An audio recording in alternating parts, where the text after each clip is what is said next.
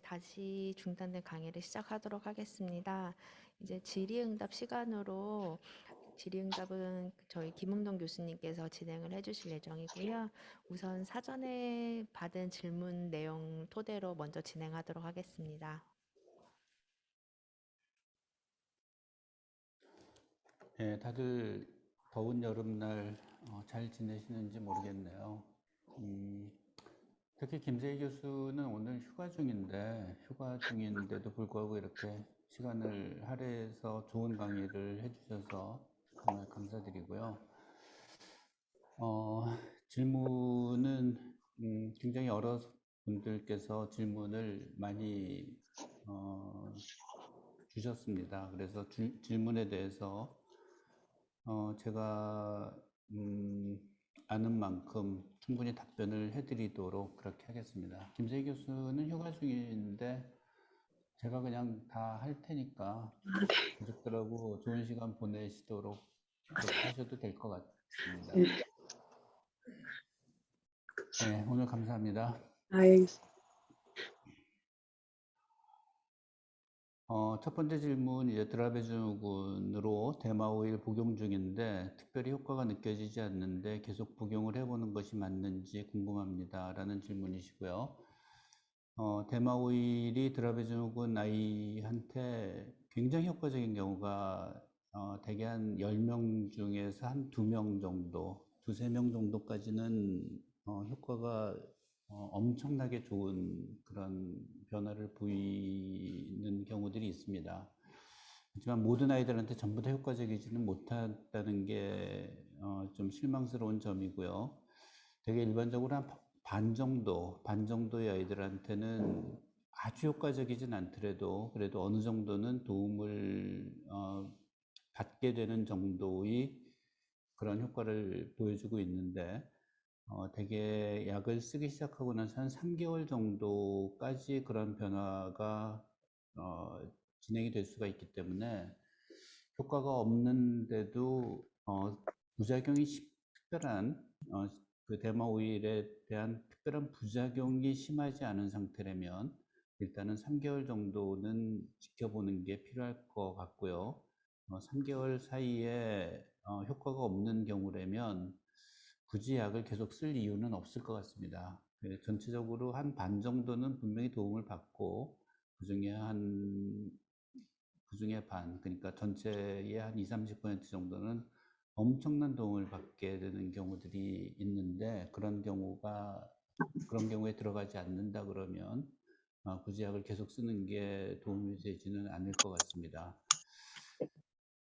그리고 이제 대마오일에 대해서는 전에도 강의가 있었는데, 제가 강의를 한 적이 있는데, 대마오일이 보여주는 효과는 일단 발작이 감소하는 효과, 그리고 두 번째는 인지 기능이 개선되는 효과, 그 두 가지가 서로 다르게 나타날 수가 있어서 어떤 아이들은 발작이 굉장히 좋아지는데 인지 기능 개선은 효과가 별로 없는 아이들이 있고, 발작은 크게 좋아지지 않는데 인지 기능 개선 효과는 확실하게 있는 경우가 있어서 그 두 가지 면을 전부 다 관찰을 해야 될 필요가 있고요.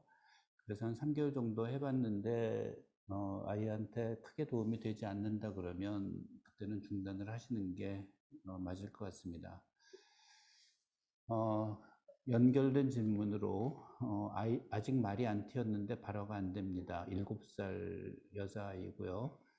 그에 비해 인지나 수용 언어는 좋은데 유전자 변이 위치에 영향이 있을까요? 라는 그 질문을 보여주셨는데 인지나 수용 언어 인지나 수용 언어에 비해서 그 표현 언어는 일반적으로 이제 드라베즈군도 마찬가지고 다른 종류의 발달 장애가 있는 아이들도 역시 표현 언어는 인지나 수용 언어에 비해서 좀 떨어지는 게 일반적입니다. 우리가 이제 언어가 발생하고 언어가 발달을 하는 굉장히 중요한 그 뇌의 기능이 그 언어에 대한 인지, 언어를 알게 되고 그거를 이제 받아들이고 그거를 사용할 수 있는 그런 상태가 같이 다 갖춰져야지 되는데 언어를 사용하는 거가 결국은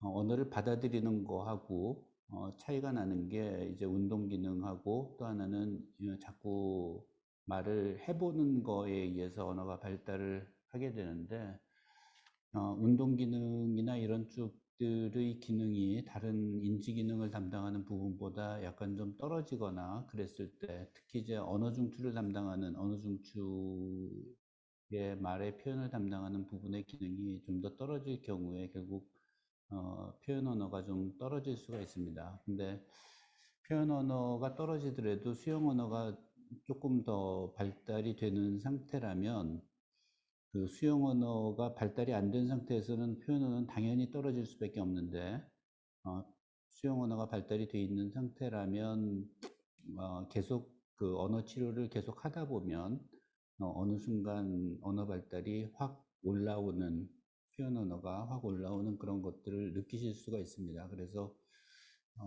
포기하지 마시고 언어 치료를 그냥 계속 꾸준히 하시는 게 도와주는 게 아이의 언어 발달에 도움을 줄 수 있는 굉장히 중요한 그런 부분이 될 것 같습니다. 다음 질문은 13살 된 남자 드라베 증후군 남자아이 CBD 오일의 치료 효과에 대해서 통계 자료가 궁금합니다. 또한 발작이 호전되거나 완치된 사례는 얼마나 되는지요, 인지에도 도움이 되는지 등등. 이 부분도 역시 CBD에 대한 그 강의를 올해 초에 제가 이 뇌전증 협회의 그 부모 교육을 통해서 한 게 있고 그게 지금 유튜브에 올라가 있습니다. 그러니까 유튜브에 올라가 있는 내용을 한번 참조를 하시면 CBD 오일에 대한 좀 더 자세한 그 내용에 대해서 아실 수 있을 것 같고요. 말씀드렸지만 치료 효과가 대개 10명 중에 두세 명 엄청난 도움이 되고 한 반 정도는 조금 분명히 그래도 도움이 되는 상태, 인지에도 도움이 되는 아이들이 있다. 그 정도 다시 말씀드리고요.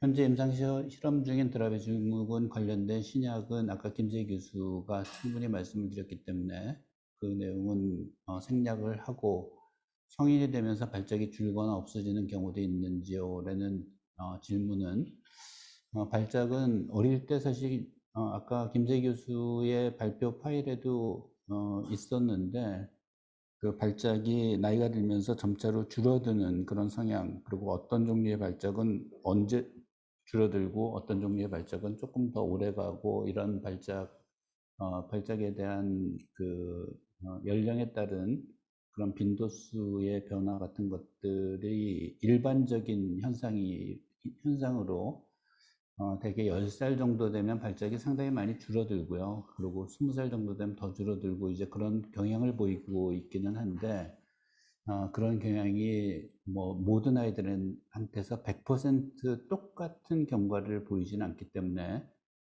발작이 어떤 아이들은 조금 더 오랫동안 지속되는 경우도 있고 어떤 아이들은 좀 일찍 줄어드는 경우도 있고 그래서 이건 일반적인 내용이고 개인적으로는 차이가 있을 수 있다는 것을 답변을 드리도록 하겠습니다. 그리고 여자 7살 드라베 증후군 아이의 부모님께서 보내주신 질문인데 다른 발달도 늦지만 특히 언어 발화가 안 되는데 유전자 변이 위치 때문인지 같은 분인 것 같죠? 데모오일을 복용한 지 1년 됐는데 경기 횟수가 들쑥날쑥한데 이건 효과가 없는 건지 궁금합니다.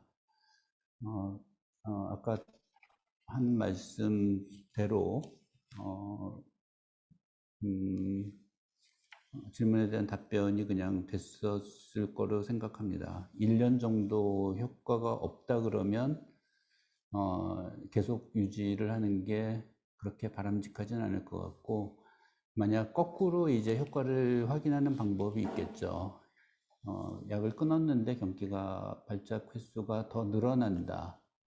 그러면 그건 효과가 있는 거라고 봐야 되니까 그럴 경우엔 다시 써야 되는 게 맞는 거고 그렇게 해서 뭐 약을 쓰다가 끊었을 때 효과가 없어져 버리는 게 아니기 때문에 약을 쓰는 기간 동안만 효과가 있는, 약을 쓰는 동안 효과가 있는 거기 때문에 이런 경우라면 약을 한번 끊어보고, 약을 끊었을 때 다시 나빠지면 다시 쓰는 것도 그 약의 효과가 얼마나 있는지를 검증하는 한 가지 방법으로 사용할 수가 있습니다.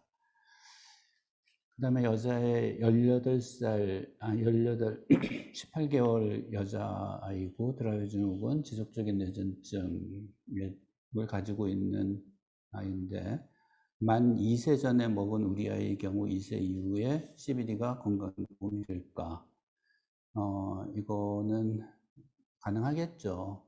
뭐 2세, 지금 현재는 2세 이후래야지 그 약물 적응증이 돼서 2세 이후에만 건강보험을 받을 수가 있는데, 다른 조건이 다 갖춰진다 그러면 가능할 것 같고요. 현재까지는 센틸이라는 약을 쓰면서 약을 5가지 이상의 약으로 발작이 완전히 조절되지 않을 경우에만 건강보험을 적용을 해주고 있습니다. 그런데 그런 기준이 너무 엄격해서 그런 기준을 좀 바꾸기 위한 노력을 지금 하고 있는데, 아직까지 시간이 좀 필요할 것 같습니다. 다음 남자 5살 드라베 증후군, 현재는 복용약이 5가지가 되지 않아 비급여로 5일 처방을 받고 있습니다. 이후 약을 더 처방받아 5가지가 되면 급여 혜택을 받을 수 있을까요? 라는 질문이신데, 이건 시작할 때 비급여로 시작을 했으면 중간에 급여로 처방받을 수 있는 그런 그거는 조금 어려울 것 같습니다. 현재의 시스템상으로는 비급여로 처방받는 아이들이 5가지를 썼다고 해서 그 이후에 급여 혜택으로 전환이 되는 것은 안 되는 걸로 현재는 알고 있습니다. 그렇지만 어쨌든 효과가 있는 약을 아이들한테 계속 유지를 할 수 있도록 협회나 학회에서 그런 그런 아이들의 경우에도 급여 적용을 받을 수 있도록 지금 계속 노력하고 있습니다. 에킨스 3년 후 저당 시기 8개월째 진행 중입니다. 일반식은 언제쯤 할 수 있나요? 이것도 역시 마찬가지로 발작을 줄여주는 그 치료 방법이라고 그냥 생각하시면 되고요. 케톤식이 과거에는 뭐 3대1, 4대1 이런 아주 강력한 정도로 케톤식이를 제가 오랫동안 했던 적이 있는데, 그 이후에 그 비율을 좀 약화시킨 그런 치료 방법이 에킨스 식이요법이고, 그 다음에 더 약화시킨 치료 방법이 저당식이 치료인데, 효과적인 면에서 보면 비율을 줄이면 줄일수록 발작의 발작 억제 효과는 좀 떨어집니다. 근데 그 정도의 그 효과만으로도 아이한테 도움을 받는다 그러면 계속 유지를 하는 게 필요하고요. 에킨스 다이어트까지만 해도 그 식이 치료에 따른 신체적인 부담이 사실 조금은 있거든요. 이게 케톤 식이는 그 영양 상태가 완전히 불균형 식단으로 구성이 되어 있는 상태라고 받아들이시면 되고, 에킨스 식이요법은 균형 식단이기는 한데 한쪽으로 치우친 균형 식단 정도라고 생각하시면 되고, 저당 시기는 완벽한 균형 식단입니다. 그래서 저당 시기는 신체적인 영향을 전혀 안 일으키는 그런 부담을 안 일으키는 이제 그런 시기이기 때문에 사실 저당 시기는 평생 계속해도 사실 아무 문제가 되지는 않습니다. 대표적으로 선천적으로 날 때부터 소아당뇨를 갖고 태어난 아이들은 평생 이 저당 시기를 하거든요. 저당 시기를 안 하게 되면 결국은 그 혈당이 올라간 당뇨에 의한 합병증이 많이 증가를 하게 되는데, 평생 저당시기를 하면서 오히려 일반인들보다 그 건강 상태가 훨씬 더 좋은 경우들이 많습니다. 그래서 저당시기가 일반 시기하고 다르다고 해서 아이 건강에 영향을 줄 수 있는 그런 시기가 아니라는 것을 받아들이시면 이게 효과적일 경우에 저당시기를 하는 게 효과가 있는 상태라면 발작을 확실히 조절하는 데 도움이 된다 그러면 상당히 오랜 기간 동안 유지해도 아이한테 별 부담은 없고 오히려 도움이 될 수 있는 그런 치료라고 생각하시면 될 것 같습니다. 5일 복용 후 2년간 평균 한 달 한 번 정도 수면 중에만 대발작을 하고 있다. 예감이 안 좋은 날 예방 차원에서 디아제팜을 먹이면 경기 없이 잘 지나가는데 디아제팜을 일반 약과 같이 매일 복용하는 것으로 수면 중 경기가 제어될까요? 당연히 제어가 되겠죠. 근데 발작을 하지 않는 한 달 중에 하루 이외의 날은 발작하고 관계없이 쓸데없이 디아제팜을 먹이는 결과가 생기니까 약을 먹이는 게 아이한테 뭐 큰 영향이 없다 그러면 사실 그렇게 해서 한 달에 한 번 발작이 일어나는 거를 막아주는 게 더 도움이 될 수도 있겠지만 어느 정도 예측이 가능한 그런 징조가 보인다 그러면 그날만 약을 먹이고 그렇지 않은 날은 약을 안 먹이고 약에 의존을 하지 않고 지나가는 게 훨씬 더 좋은 방법이라고 말씀드릴 수 있습니다. 디아제팜을 포함해서 모든 약이 사실 아이한테 아무런 영향이 없는 거는 아니기 때문에 가급적이면 약을 덜 쓰고 좋아지게 만드는 방법을 최대한도로 적용을 하는 게 좋을 것 같고요. 그리고 디아제팜이라는 약도 계속 반복해서 쓰다 보면 약의 효과가 점차로 떨어지는 성향이 있습니다. 그래서 그 약의 내성 같은 것들이 생길 수가 있기 때문에 한 달에 한 번 발작하는 게 매일 먹다 보면 지금은 그런 날 약을 주면 발작이 예방이 되지만 나중에는 시간이 지나면 그런 날 다이제팜을 먹여도 발작을 하게 되는 그런 상태가 될 수가 있습니다. 그래서 뭐 가장 좋은 치료 전략은 아이가 보여주는 이제 그런 발작이 할 수 있는 날이라고 생각되는 예측되는 날 그런 날만 집중적으로 약물 치료를 해주는 게 더 좋을 것 같습니다. 수면 중 경련을 인지하지 못할까 봐 보호자가 걱정이 무척 큽니다. 수면 중 경기를 캐치할 수 있는 장치는 현재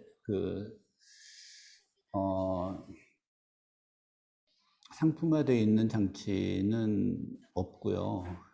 그거를 이제 하기 위해서 뭐 여러 가지 시도를 하고 있고 CCTV나 이제 그런 것들을 하고 있기도 하고 어, 그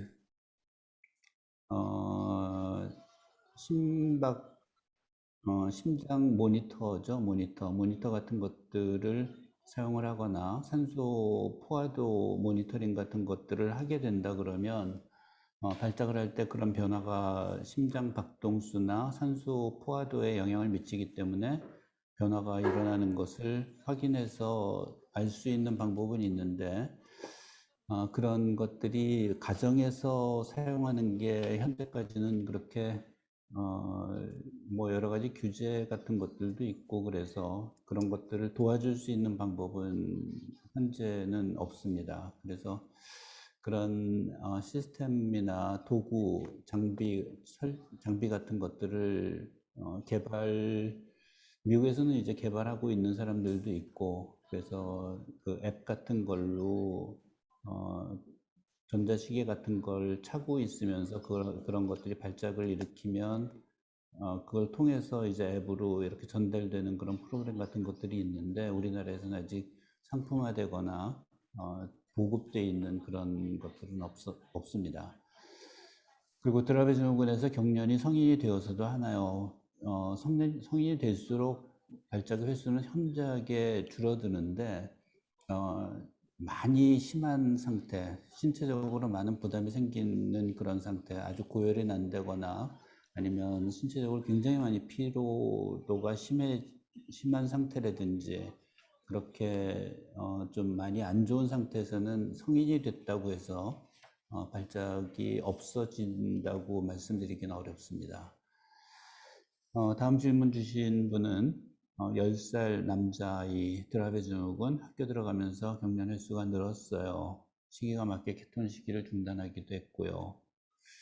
드라베 아이들에게 케톤밖에 답이 없는 걸까요? 미주신경 자극 시술 후 경련이 더 많아져 끄고 있는 상태고 대마 오일은 먹여서 총명해졌고 경련 횟수가 줄어든 것보다 자면서 하는 경련으로 바뀌었어요. 전보다 낫지만 경련 횟수가 늘어서 걱정입니다. 라는 질문을 보내주셨습니다. 아이들이 학교를 다니게 되면 되게 이제 저희가 임상에서 환자를 보면서 이제 그 경험하게 되는 일인데 3월 달에 이제 학교를 가게 되면 3월 달에 발작하는 횟수들이 많이 늡니다. 그게 이제 수면의 질과도 관계가 있고 스트레스하고도 관계가 있고 신체적인 피로도하고도 관계가 있는데 결국 스트레스가 많고 잠을 잘 못 자고 그리고 신체적인 피로도가 증가하면 결국 지난번에도 말씀드렸지만 뇌의 피로도가 증가하는 상황에서는 당연히 발작은 쉽게 발생을 합니다. 그래서 학교 들어가면서 경련 횟수가 늘어나는 것도 그런 이유 때문에 발생을 하는 거고 그런 변화가 생기는 거고 식이요법은 학교 들어가기 전까지는 열심히 할 수 있는데 학교 들어가서는 아무래도 열심히 하기가 좀 어려워지죠. 그래서 식이요법이 분명히 아이들한테 발작을 안 하도록 하는 도움이 될 수 있는 치료는 확실한데 뭐 유지하기가 불가능하다 그러면서 계속 유지하는 거는 어려우니까 식이요법을 하고 발작 횟수를 좀 줄이는 상태로 유지할지 아니면 식이요법을 안 하고 뭐 발작이 좀 늘더라도 식이요법을 안 하고 생활하는 거를 좀 더 자유롭게 할지 그 사이에서 결정을 해야 될 것 같습니다. 식이요법은 이제 케톤 식이뿐만 아니라 에킨스 다이어트나 저당화 지수 식이요법 같은 것들을 좀 변형해서 사용을 하는 것도 가능할 수가 있고 어떤 쪽으로 결정할지 그거는 담당 선생님하고 같이 상의해서 어느 수준에서 그냥 유지하는 게 아이한테 그래도 좀 나을지 그런 부분을 같이 결정해 나가면 될 것 같고요. 뭐 드라베 아이들도 케톤이 효과가 없는 경우도 있습니다. 근데 효과가 있는 경우는 그만큼 효과적인 치료를 유지하는 게 아이한테 도움이 되니까 그 치료를 하는 거고 그것뿐만 아니라 이제 많은 약들이 있는데 그 많은 약들 중에 효과가 있는 약도 있고 없는 약도 있고 그것도 개별적으로 차이가 좀 많이 나기 때문에 어떤 약이 아이한테 좀 더 효과적일지 그것도 역시 찾아가야 될 수가 있고요. 미주신경 자극 치료도 아이들한테 효과가 좀 더 좋은 아이들도 있고 그렇지 못한 아이들도 있고 그렇거든요. 근데 그걸 미리 알 수 있는 방법이 없기 때문에 일단 시도를 하고 효과가 없으면 중단을 하고 효과가 있으면 그 치료를 계속 유지하는 게 당연히 필요할 수가 있습니다.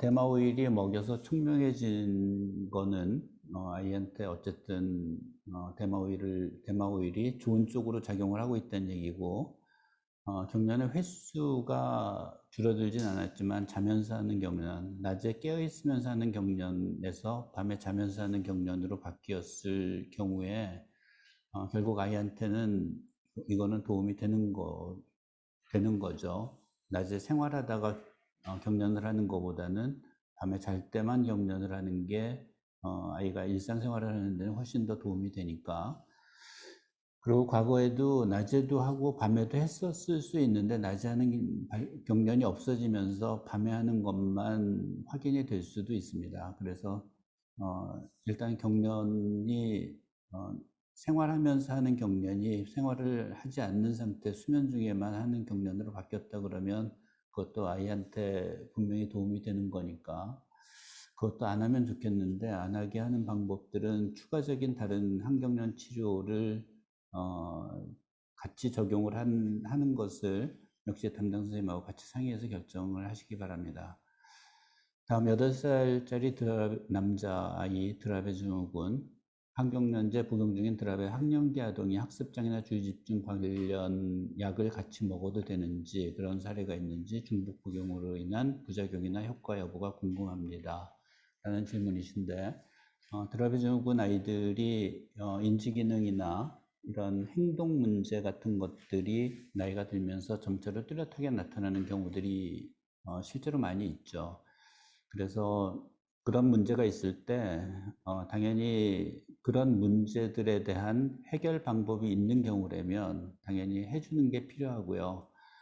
그래서 집중력 장애 ADHD가 같이 있는 경우들이 많은데, ADHD를 치료하기 위한 뭐 메틸페니데이트 같은 약물 치료 상당히 중요합니다. 그래서 아이가 주의 집중이 안 되는 상태로 교육을 받는 것보다는 주의 집중을 개선시켜서 교육을 받게 만들어주는 게 아이한테 훨씬 더 여러 가지 도움을 주기 때문에 실제 그 주의 집중 장애 관련 약물 치료는 드라베 증후군이 있는 상태 또는 발작을 계속하고 있는 상태라고 하더라도 같이 사용하는 게 일반적으로 제가 많이 권유하고 있는 치료 방법입니다. 그리고 그런 ADHD 약을 쓴다고 해서 발작이 더 악화되거나 그런 거는 아주 옛날에 그런 그 보고가 있었지만, 그 이후에 최근에 이 관찰한 그런 상태를 보고한 연구 논문들을 보면 ADHD 약을 먹어도 절대로 발작이 더 악화되지 않는다라는 게 거의 대세이기 때문에 같이 갖고 있는 문제들은 따로따로 치료를 같이 해주는 게 필요하다. 그리고 이제 그런 걸 통해서 아이가 인지 발달이나 학습 문제들이 많이 개선이 될 수가 있어서 ADHD 치료도 같이 하는 것이 우리나라에서도 일반적으로 추천되고 있는 그런 치료 방법입니다. 5살 여자아이 드라베 증후군의 인지 발달과 경련약의 연관성이 궁금합니다. 라는 질문을 보내주셨는데, 인지 발달에 미치는 영향은 드라베 증후군이 갖고 있는 기본적인 특성 중에 하나라고 말씀드릴 수 있고요. 드라베 증후군은 임상적으로는 이제 2가지 문제를 일으키죠. 잘 조절되지 않는 발작을 일으키는 거 하나하고, 그리고 인지 기능이 시간이 지날수록 점차로 떨어지는 그 2가지 문제가 아이들마다 개별적으로 다 똑같진 않기 때문에 되게 발작이 조절되지 않는 아이들의 경우에 인지 발달이 더 많이 떨어지고, 발작이 그렇게 심하지 않은 경우에 인지 발달이 좀 덜 떨어지는 그런 성향이 있기는 하지만, 그게 역시 개별적인 차이라서 호주에 굉장히 유명한 잉그리시 셰퍼라는 그 뇌전증, 소아뇌전증 전공하는 의사의 경험을 잠깐 말씀드리면, 일란성 쌍생아로 유전자가 동일한 유전자 이상을 가지고 있는 드라베 증후군 아이가 이제 나중에 쭉 자라서 성장 과정을 보면, 한 아이는 발작을 굉장히 많이 하는데 인지 기능이 정상적으로 발달해 나가는 아이가 있고, 일란성 쌍생아인데 한 아이는 발작을 별로 안 하는데 인지 기능이 굉장히 많이 떨어지는 쪽으로 발달해 나가는 아이가 있습니다. 그래서 실제로 일란성 쌍생아하고 개별적으로 똑같은 유전자를 갖고 있는데도 불구하고 나타나는 현상 자체는 전부 다 다를 수가 있어서 사실 인지 발달이 어떤 아이한테 정확히 어떤 문제가 같이 있어야지 인지 발달이 떨어지는 거고, 어떤 문제를 제거해주면 인지 발달을 정상화시킬 수 있고, 이런 거에 대해서 아직까지 정확히 알고 있지는 못합니다. 그래서 드라베 증후군 아이들 중에도 인지 발달이 비교적 괜찮은 아이도 있고, 인지 발달이 상당히 시간 지나면 점점 떨어지는 아이들, 좀 많이 심하게 떨어지는 아이들도 있고, 그런데 가장 중요한 거는 경련약이 인지 발달을 직접적으로 악화시키는 쪽으로 작용을 하지는 않는다라고 생각하시면 됩니다. 약을 먹으면 당연히 좀 처지고 졸리고 피곤하고 활동이 떨어지고 그런 영향이 있을 수가 있는데, 그리고 약을 거꾸로 끊으면 좀 더 활발해지고 좀 더 덜 피곤해하고 이제 그런 차이가 있기 때문에 약이 인지 발달에 어떤 정도로 영향을 좀 많이 주는 게 아닌가라고 생각하기가 좀 쉬운데, 물론 약을 한 서너 가지씩 그냥 계속 먹어야 되는 상태라면 약을 안 먹을 때보다도 그런 활동들이 많이 떨어져서 그런 활동들이 점차로 축적돼 가면서 장기적으로는 인지 발달이 좀 떨어질 수 있는 그런 영향을 줄 수가 있는데, 그렇다고 약을 안 먹고 경기를 계속 할 경우에 그거에 대한 영향도 적지는 않아서 어, 약을 먹고 안 먹고에 따른 경련 그 상태, 그 경련 조절 상태를 역시 같이 어느 정도는 같이 감안해서 조절하는 게, 최적의 상태를 만들어서 조절하는 게 필요할 것 같습니다. 그래서 가급적이면 이제 약물 치료에 대한 부작용을 되도록이면 적은 상태로 유지하는 게 치료의 기술적인 면에서 굉장히 중요한 부분인데, 부작용이 좀 적은 약으로 좀 바꿔준다거나, 아니면 요즘은 약물 치료보다도 비약물 치료의 방법 중에 뭐 아까 말씀드렸던 미주신경 자극 치료라든지 케톤식이라든지 식이요법이라든지 이런 비약물 치료가 그 약물 치료에 대한 그 부담을 줄일 수가 있기 때문에, 그런 치료를 좀 더 적극적으로 사용을 하면 약물에 의한 부작용 같은 것들을 많이 줄이는 게 가능할 것 같습니다. 다음 8살 남자 뇌전증, 일반 뇌전증이 드라베 증후군으로 변하거나 혹은 그 반대 케이스가 있나요? 라는 질문인데, 일반 뇌전증이라는 게 어떤 뇌전증인지는 잘 모르겠는데요. 음, 뇌전증의 종류가 워낙 많기 때문에 절대로 그런 게 드라베 증후군으로 변할 수 없는 그런 종류의 뇌전증도 있고요. 어, 간혹 우리가 레노스가스트 증후군이나 이런 또는 영화 연출이나 뭐 이런 경우가 나중에 검사를 해보면 나트륨 이온 통로 그 유전자 이상, 그러니까 드라베 증후군과 동일한 SCN1A 유전자 이상을 갖고 있는 그런 경우들도 간혹 있고, 그래서 이거는 임상적인 그 병의 다양성이 유전자의 결정성하고 상충하는 경우들이 많습니다. 그래서 같은 유전자 이상을 갖고 있어도 정상인 경우도 있고, 굉장히 심한 경우도 있고, 드라베 증후군으로 발생하는 경우도 있고, 그렇지 않은 다른 종류의 뇌전증으로 발생하는 경우도 있어서, 그거는 이제 근본적인 원인은 같을 수가 있는데 나타나는 현상이 좀 다를 수 있는 그런 상태로 해석을 할 수도 있고, 또 뭐 드라베 증후군이 다른 종류의 뇌전증으로 바뀔 수 있냐는 질문은 마찬가지로 그 뇌의 그 흥분 정도, 경련 성향 정도가 좀 더 강력해지면 드라베 증후군인데도 불구하고 그 레노스 가스트 증후군과 유사한 정도의 형태로 바뀌는 것도 가능할 수는 있습니다. 근데 굉장히 드물죠.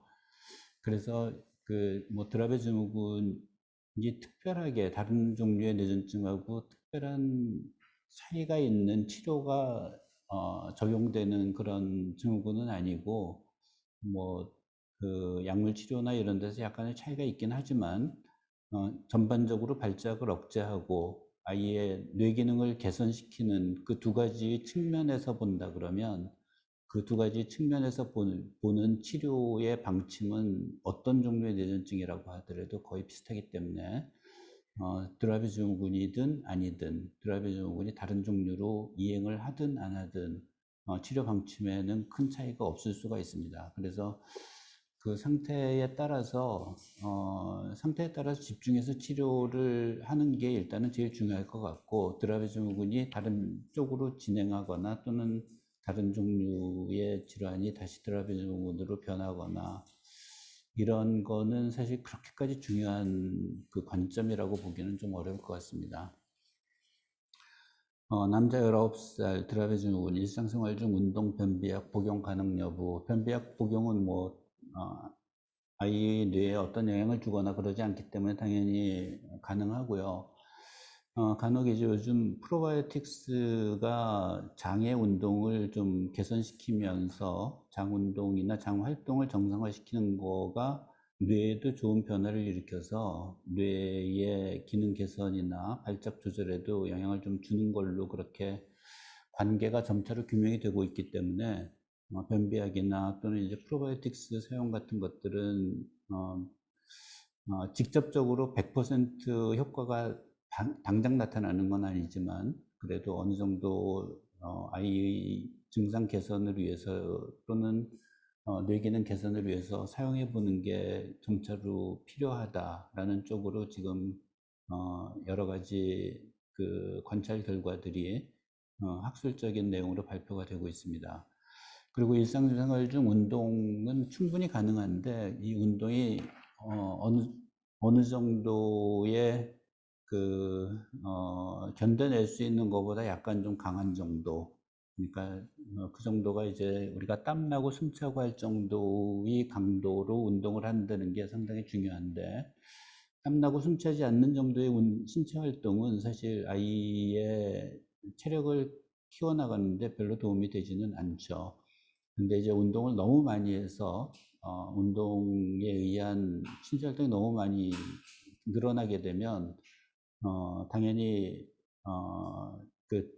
신체 대사량이 좀 늘게 되고, 신체 대사량이 늘면 체온도 올라가고, 드라베 증후군이 체온의 변화에 가장 취약한 그런 뇌전증이기 때문에 체온이 급격하게 올라가는 상태라면 그것 때문에 발작이 일어날 수도 있고, 그리고 또 반복해서 말씀드리지만 뇌의 피로도를 갑자기 악화시킬 수 있는, 뇌가 갑자기 피로해질 수 있는 그런 정도의 신체 활동이라 그러면 그런 상태의 운동도 역시 발작을 유발할 수가 있어서 운동은 상당히 중요하지만 그런 것들을 잘 감안해서 아이한테 부담스럽지 않고, 그러면서 아이가 체력이 좀 더 강화될 수 있는 상태로 운동을 유지해서 꾸준히 시키는 것이 아이한테 많이 도움이 될 걸로 생각하고 있습니다.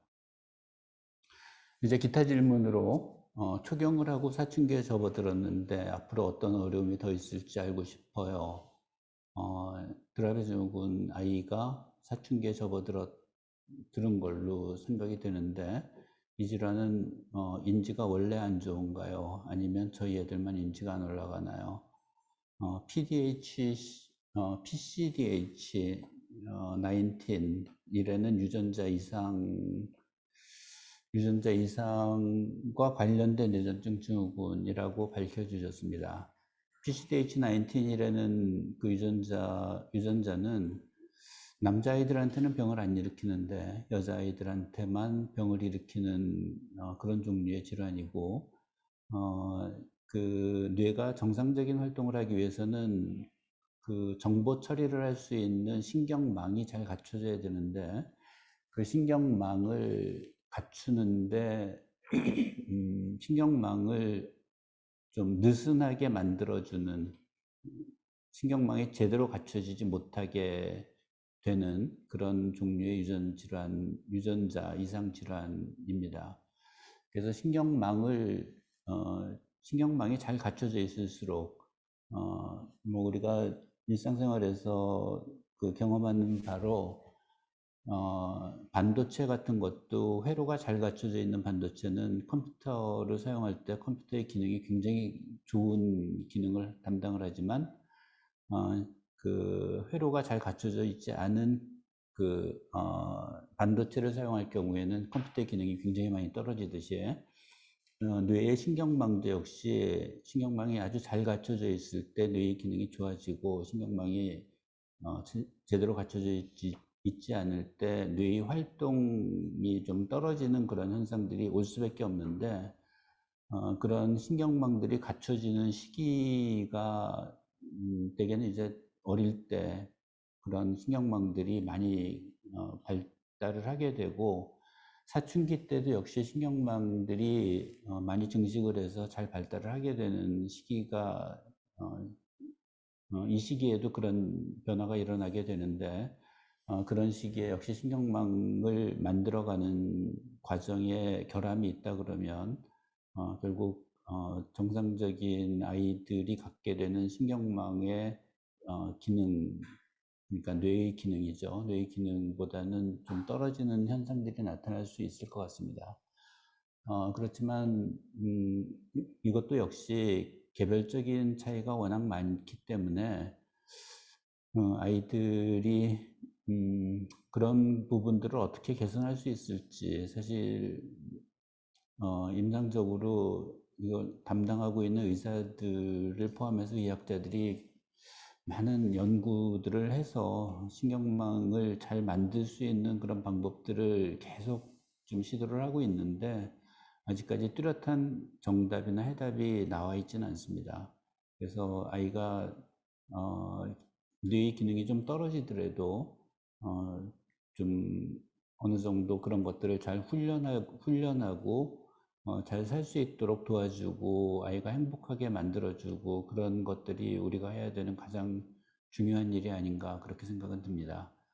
마찬가지로 그런 경우에 해결이 안 될 때 어떤 약이나 식이요법이나 이런 것들을 시도해 봐서 그런 것들이 아이의 뇌 기능의 향상에 도움을 좀 줄 수 있는 그런 치료라면 사용을 하고 그렇지만 반드시 의학적으로 그리고 학술적으로 과학적으로 검증된 치료만 하시기를 다시 한번 부탁을 드리겠습니다. 그리고 두 번째는 오르필 복용 중인 6살 여아인데 자꾸 먹을 것을 찾는데 주면 잘 먹지 않고 살은 많이 찌고 약이 문제일 건가요? 라는 질문이신데 오르필이나 데파코트, 데파킨으로 대변되는 이 발프로인산의 경우는 식욕 증가를 일으키고 좀 신체 활동을 떨어뜨리고 그래서 기초대사량을 떨어뜨리기 때문에 먹는 것 때문에 비만이 되는 경우들이 많이 있습니다. 그래서 거꾸로 하면 되죠. 먹는 거를 좀 줄이고 신체 활동량을 늘리고 그래서 기초대사량을 늘려주면 살찌는 거를 좀 막을 수가 있는데 당연히 기초대사량이 떨어지니까 많이 먹지 않는데도 불구하고 살이 많이 찌는 그런 영향이 있고요. 그리고 식욕 증진에도 영향을 줘서 특히 여자아이들의 경우는 살이 많이 찌게 되면 나중에 호르몬 계통에도 영향을 좀 많이 줘서 아이 신체 건강에도 계속 안 좋은 영향을 줄 수가 있기 때문에 그런 것들을 반드시 그 오르필이라는 약이 효과적인 그런 종류의 뇌전증이라고 할 때 약을 먹으면서 그런 문제들이 발생하지 않도록 관리를 좀 해주는 게 상당히 중요합니다.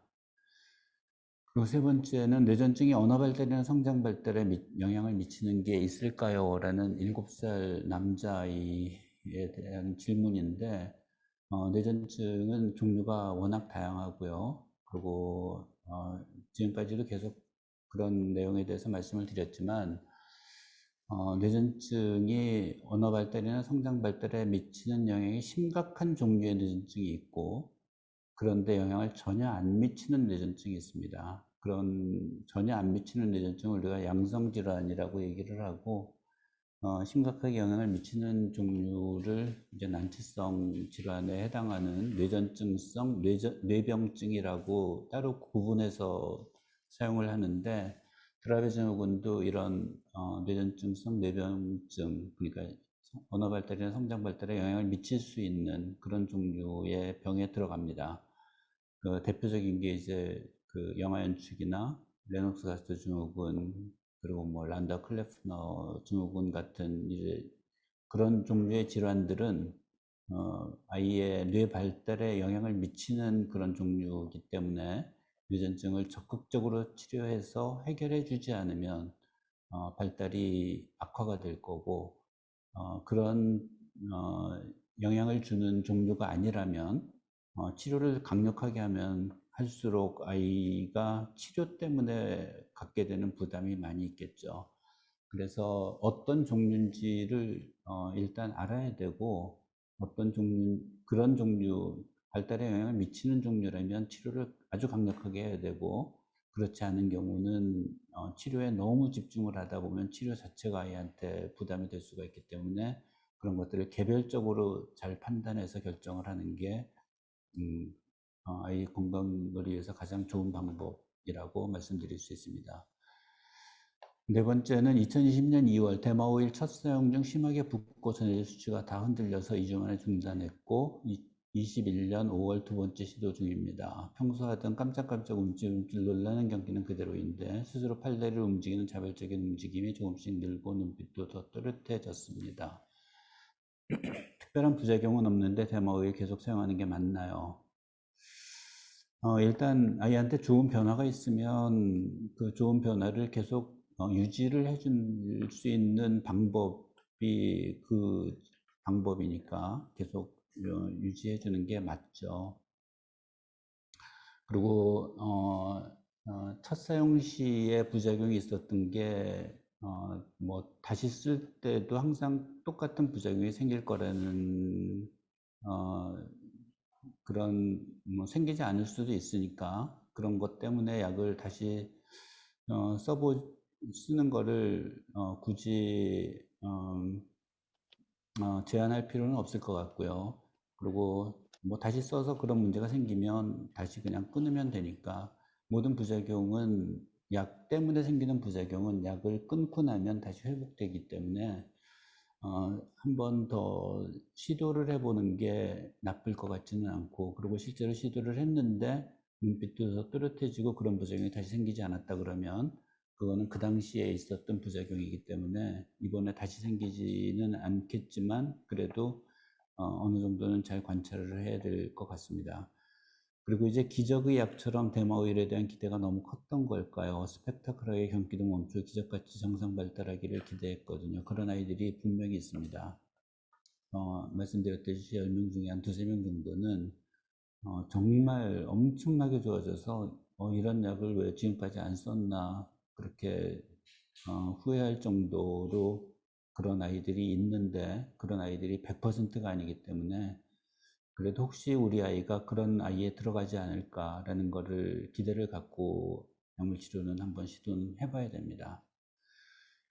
미주신경 자극 치료 효과와 기계 교체 기간에 대해서 질문 마지막으로 들어온 게 있는데 미주신경 치료 효과도 역시 아이들마다 다 다르기 때문에 실제 어느 정도 도움이 될지도 역시 이것도 해봐야지만 알 수 있는 거고 어쨌든 미주신경 자극 치료는 약물 치료가 아니기 때문에 비약물 치료로 뇌의 전기 자극을 통해서 뇌가 경기를 안 하게, 발작을 안 하게 만들어주는 이제 그런 도움을 주는, 그쪽으로 도움을 주는 치료니까 뇌의 전기 자극을 통해서 뇌의 기능이 활성화되고 뇌의 그 변화가, 전기적인 변화가 아이들의 뇌 기능이나 이런 것들에 도움을 줄 수 있는 부분도 있고 그래서 이것도 역시 해봐야지 알고 해서 정말 좋아지는 아이들도 있고요.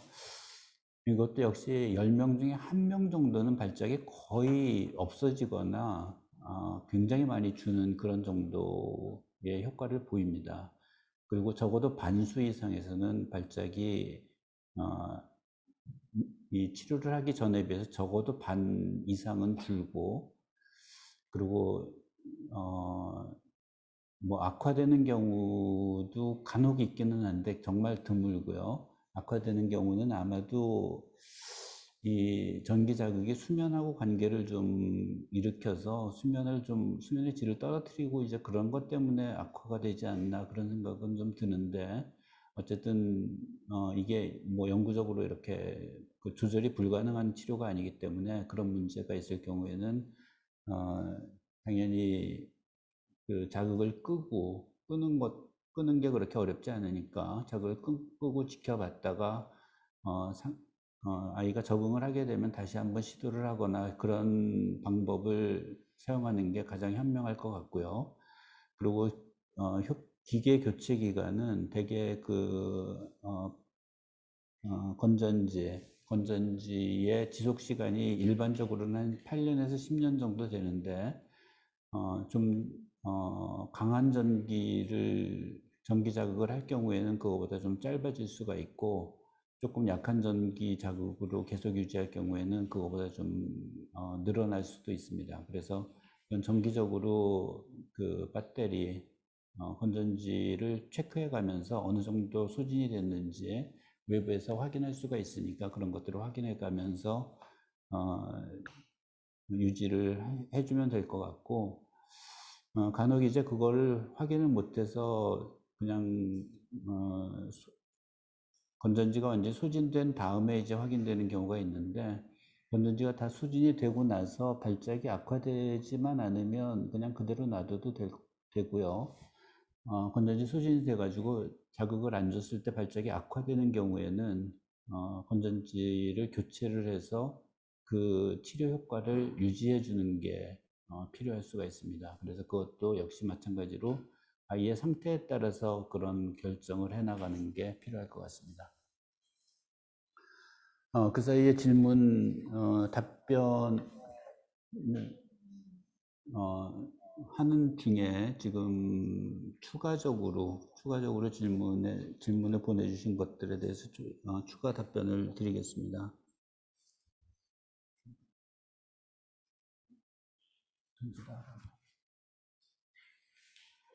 첫 번째 질문은 라미타를 6개월 정도 복용 중인 7살 남자입니다. 현재는 경련이 없습니다만 향후 수둔통로를 차단해 경련이 유발될 수 있을까요?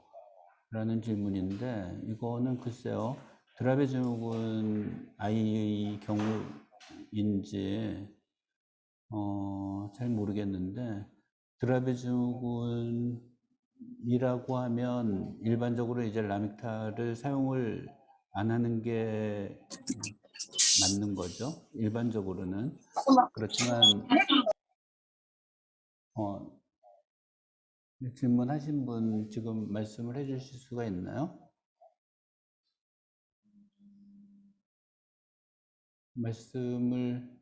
질문하신 분.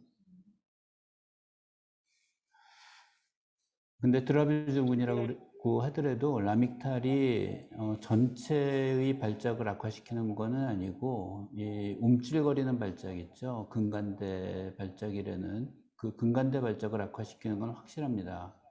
그래서 근간대 발작이 주된 발작의 종류가 아니고 대발작이 주된 발작이고 그럴 경우에는 라믹타를 오히려 쓰자고 하는 사람들도 요즘은 있거든요. 그래서 이 드라베 증후군이라고 해서 반드시 이 약이 절대로 쓰면 안 된다라고 생각하는 것보다는 역시 그 악화시킬 수 있는 위험성이 높다는 정도의 그런 그 주의사항이지 실제로 약을 쓰고 나서 발작이 없는 상태라면 당연히 그 약은 아이의 발작을 억제하는 데는 분명히 효과가 있다라고 생각하고 그냥 유지를 하셔도 될 것 같고 그게 나중에 뭐 시간이 지나면서 점차로 축적돼서 지금 안 하던 발작이 점차로 악화되거나 이런 영향을 주지는 않습니다. 그러니까 만약 약이 발작을 악화시키는 상태라면 당연히 약을 끊으면 안 하는 끊으면 도로 회복이 되는 거니까 굳이 그런 거에 대해서 너무 예민하게 생각하실 필요는 없고 결과적으로 아이의 상태에 따라서 그건 결정을 해 나가시면 됩니다. 그래서 6개월 정도 동안 발작이 없었다 그러면 당연히 그거는 효과적인 약이라고 생각하셔도 괜찮을 것 같습니다. 두 번째 질문에서 PCDH19 유전자 결함은 아까 말씀을 드렸는데 추가 질문인가 보죠? 만 7개월에 진단받았습니다. 예전엔 드라벳에 포함되어 있다는데 지금은 따로 분류되는 것 같더라고요. 유전자 결함이 다르다는 것 외에 차이점을 구체적으로 알려주실 수 있으신지요? 따로 분류된 이유가 있는지요? PCDH19, PCDH19 유전자 결함은 아까도 말씀드렸지만 여자아이들에서 병을 일으키고요. 그 드라베 증후군에서 보이는 SCN1A 그 변이는 남자 여자 관계없이 발생을 하죠.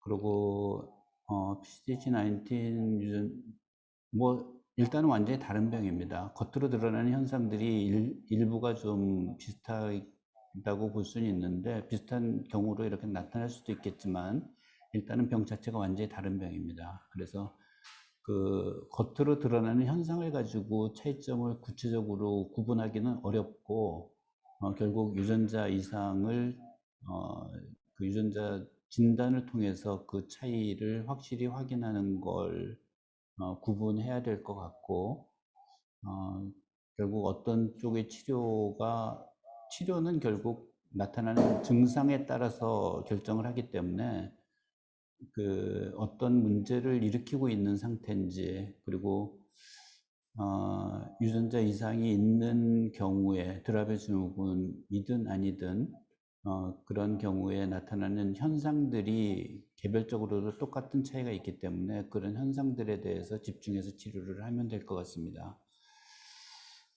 한 명만 더 질문 하나에 대해서만 더 답변을 드리도록 하겠습니다. 저희 아이는 9개월에 처음 증상이 나타나 중첩도 여러 번 했습니다. 드라벳은 선천성 질환인가요? 후천성 질환인가요? 보험에서 자꾸 선천성 질환이라고 합니다. 사실 이거 보험사 기준은 제가 잘 모르겠어요. 이게 그 유전자 이상이 반드시 선천성 질환은 아닙니다. 유전자 이상을 갖고 있으면서 어릴 때 정상이다가 나중에 이제 병으로 발생하는 그런 종류의 병들도 있기 때문에 선천성이라는 것은 결국 정의 자체가 날 때 갖고 태어난 병, 날 때 갖고 태어난 질환, 이거를 선천성이라고 하거든요.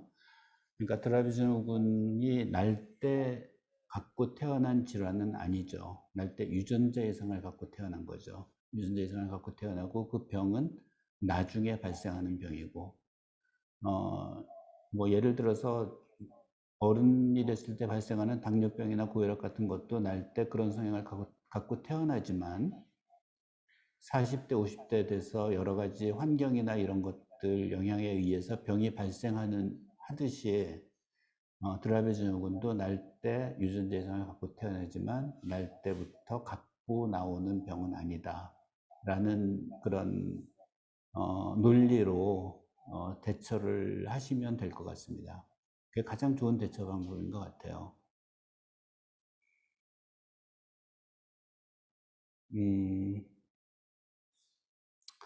그래서 어쨌든 오늘 드라베 증후군에 대해서는 지금까지 질문에 대해서 제가 말씀드린 걸로 끝내는 걸로 하고요. 추가적인 질문이 혹시 들어오면 나중에 협회 홈페이지를 통해서 답변을 드리도록 하겠습니다.